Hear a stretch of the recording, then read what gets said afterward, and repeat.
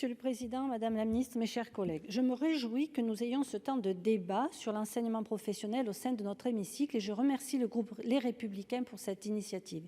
Je souhaitais pour ma part vous interroger sur la volonté du Président de la République d'adapter l'offre de formation de lycée professionnel aux besoins des bassins d'emploi locaux.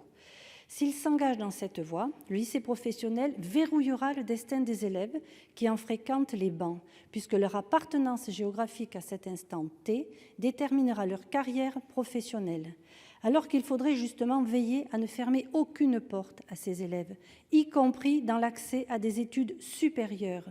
On réduit leur capacité de choisir librement leur avenir, d'autant plus que la réforme prévoit également la diminution des heures d'enseignement fondamentaux.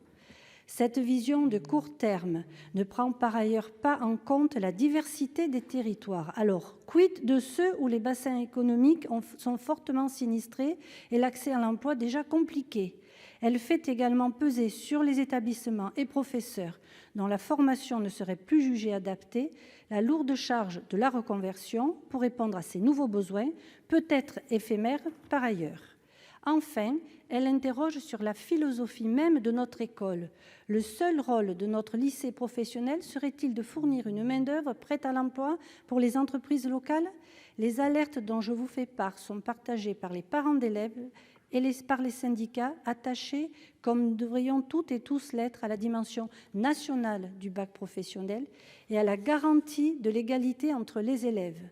En tiendrez-vous compte dans le cadre des groupes de travail que vous menez pour élaborer cette réforme? Merci. La parole est à Madame la Ministre.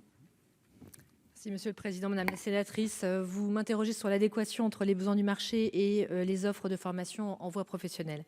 Je voudrais déjà m'arrêter un instant sur les grandes disparités qui existent déjà aujourd'hui. Au fond, le taux d'insertion oscille entre 10% et 80%.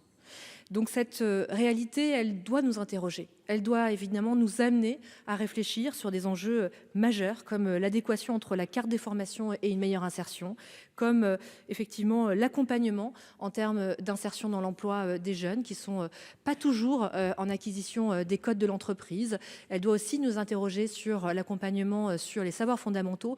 Je crois l'avoir dit, redit et re-redit, tout comme le président de la République l'a dit et redit.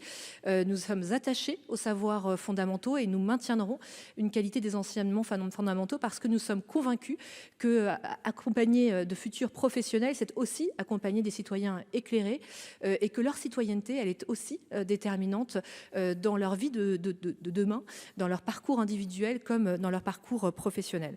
Je voudrais dire que nous allons travailler aussi sur la découverte des métiers car cette question de l'orientation subie est un vrai sujet qui doit évidemment là aussi être travaillé, sur lequel les groupes de travail travailleront dans le cadre notamment du groupe de travail sur le décrochage.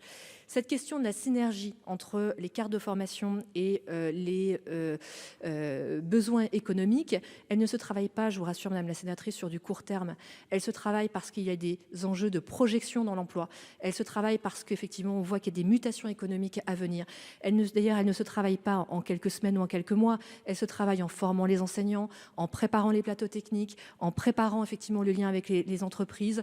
Et donc tout cela se passe dans la durée et évidemment pour des projets d'appréhension des mutations économiques et des métiers d'avenir. Si le lycée professionnel ne s'empare pas de ces défis, c'est le lycée professionnel qui laisse la place à d'autres acteurs. Et évidemment, je crois que vous comme moi, nous sommes convaincus que le lycée professionnel a toute sa place à prendre dans ces dispositifs de formation pour nos jeunes. Merci Madame la Ministre. 13 secondes, Madame Monnier. Vous dites que vous êtes attaché aux savoirs fondamentaux, mais en réduisant les heures d'enseignement général, vous les mettez à mal. Et ensuite, il ne faut pas confondre, je trouve que dans les débats, on mélange un petit peu apprentissage, qui n'est pas la même voie que le lycée professionnel.